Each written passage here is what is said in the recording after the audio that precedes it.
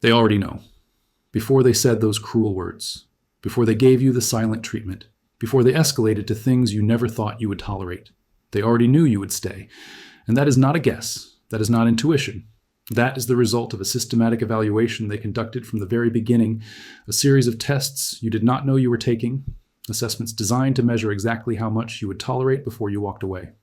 The answer they found was that you would not walk away. And once they confirmed that, everything changed. Here is what survivors tell me over and over again. They say it felt like a switch flipped. The person who once adored them became cold. The charm disappeared.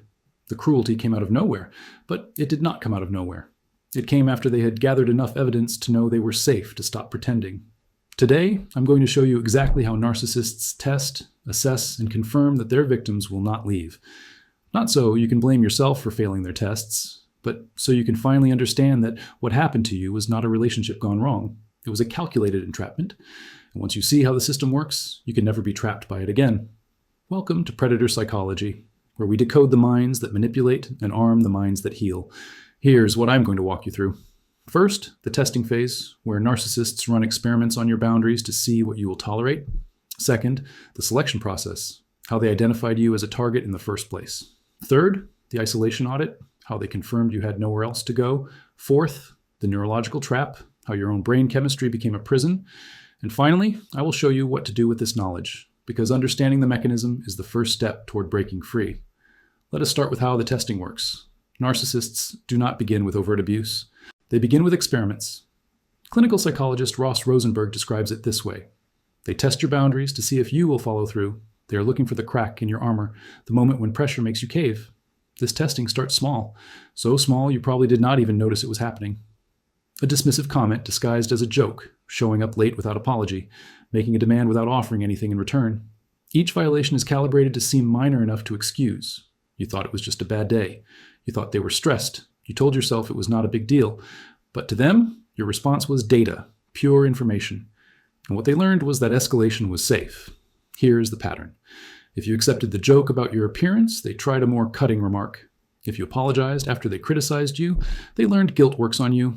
If you dropped everything when they manufactured a crisis, they learned manufactured crises trigger compliance. Each test builds on the last. Each tolerance becomes permission for the next violation. Clinical research confirms that narcissists interpret forgiveness not as grace, but as an invitation. It even gets to the point where they brag about how their partner will take them back, no matter what they do.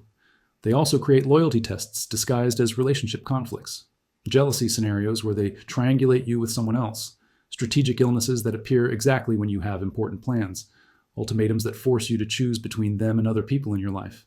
According to Psychology Today, narcissists will threaten to leave just to see what you do. If you quickly fall in line, if you drop everything to prove your devotion, you have passed the test, and they have learned exactly how to control you. If this is landing for you, there's a lot more to unpack. Make sure you are subscribed. Now let us talk about why they chose you in the first place. Dr. Sandra Brown conducted groundbreaking research with over 600 women who had been in relationships with pathological partners. What she found destroys the myth that narcissists target weak people. The personality traits she measured in these women were not deficits. They were strengths, measuring 97% higher than average. Here is what narcissists actually look for. Hyperempathy, the deep capacity to feel and absorb others' emotions. High relationship investment, someone who gives deeply, emotionally, spiritually, financially. Deep attachment capacity, the ability to form intense bonds quickly. Low harm avoidance, meaning you see others through your own lens and do not expect to be hurt. High cooperation, a natural tendency to accommodate. Brown's formula is stark. Too much empathy plus high bonding plus high sentimentality plus low harm avoidance equals inevitable harm. Your best qualities became the very things that made you vulnerable. This is critical to understand. You were not targeted for your weaknesses. You were targeted for your strengths. The same qualities that make you exceptional in healthy relationships. Your loyalty, your empathy, your willingness to see the best in people become like honey to a narcissist. They saw what you had and they wanted to consume it. During the love bombing phase, when it felt like the most intense connection of your life, they were actually conducting an interview. They probed for vulnerabilities, childhood trauma, past relationship wounds, self-esteem struggles, financial situation, how isolated you were from support. Sam Vaknin, who speaks from the perspective of someone with narcissistic personality disorder himself, describes this as cold empathy, the ability to scan for vulnerabilities without any emotional investment. They were not falling in love with you. They were mapping your terrain for future exploitation. Now here is where it gets darker. They also confirmed you had nowhere to go. Isolation is not a side effect of narcissistic abuse. It is the infrastructure that makes leaving impossible. Research indicates financial abuse occurs in 94 to 99% of domestic violence cases. And 73% of survivors stayed longer than they wanted, specifically because of financial concerns. The isolation playbook follows documented patterns. It starts sugar-coated. I was going to cook us a romantic meal, they say, when you had plans to see friends. I cannot go a whole day without seeing you. They frame control as love, and you do not recognize it for what it is. Phase 1 involves innocent questions. Where have you been? Who were you talking to? Why did you not answer your phone? Phase 2 escalates to explicit commands. Do not leave this house. Do not contact your family. Do not use social media.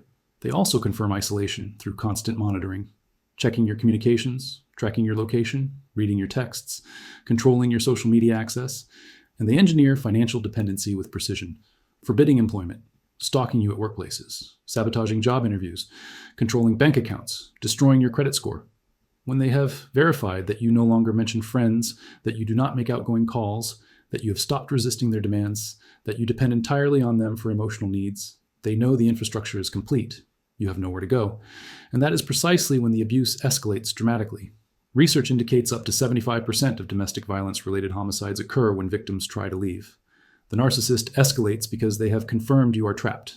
But there is another layer to this trap, one that explains why leaving feels neurologically impossible, even when you intellectually know you should go. The clinical term is trauma bonding, and it works through the same mechanism that creates cocaine addiction.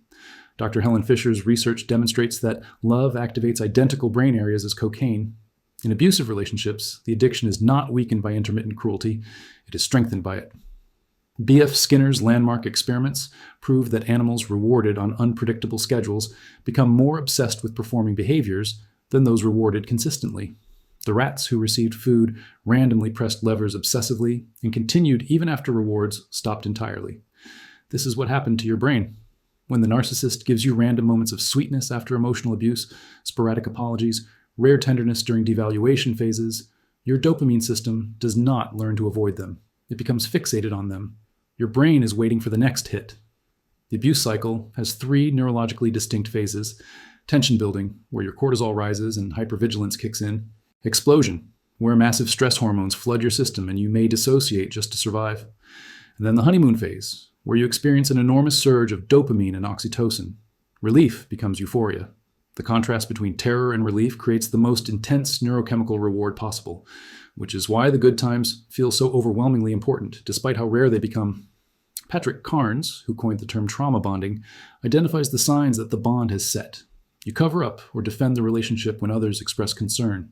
You continue expecting them to follow through despite constant disappointment. You're not horrified by things that horrify other people. You feel unable to detach even when there is no trust left. And you experience nostalgia for a relationship that almost destroyed you. The narcissist does not need to consciously understand this neuroscience. They have learned through experience that the cycle works, and they know the bond is set when you stop fighting it. Once they confirm all of this, the mask drops. Clinical sources describe what happens when narcissists believe they have you where they want you. They no longer have need for pretense. This typically occurs after commitment milestones that make leaving costly: engagement, marriage, pregnancy, moving in together, buying property, any action that creates financial, legal, or emotional entanglement.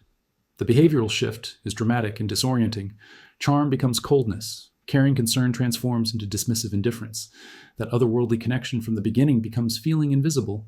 They know they can show you who they really are because they have confirmed you are not going anywhere. This is when they start saying things like, "Nobody else will love you. You will never find anyone better than me. You would not survive without me. Where would you even go? Who would believe you?" These are not expressions of anger or insecurity. These are statements of confirmed control. They feel safe saying them because they have done the math. They know you are trapped. So what do you do with this knowledge? First, understand that staying was never a choice in the way you have been led to believe. Lundy Bancroft, after 15 years counseling over 1,000 abusive men, is explicit. Abuse is about entitlement, not loss of control. The abusive man is not only in complete control of his behavior, but he chooses to behave as he does because he feels justified and enjoys the control he wields. You were subjected to relentlessness, never-ending pressure designed to make you feel like you let them get away with it. But those decisions were never voluntary. Research shows survivors return an average of 7 times before finally leaving. That is not weakness. That is the documented pattern of escaping coercive control while your brain is fighting against you. Second, recognize that breaking a trauma bond is not about willpower. It is about understanding what your nervous system needs. 90 days of no contact begins rewiring traumatic neural pathways. Your brain can heal, but it needs distance from the source of the addiction. Third, know that understanding the mechanism transforms shame into clarity. You were not stupid. You were not weak. You were systematically evaluated, tested, and trapped by someone who specifically targeted your best qualities because those qualities made you easier to exploit. The same empathy that made you vulnerable is the empathy that will help you heal and build genuine connections in the future.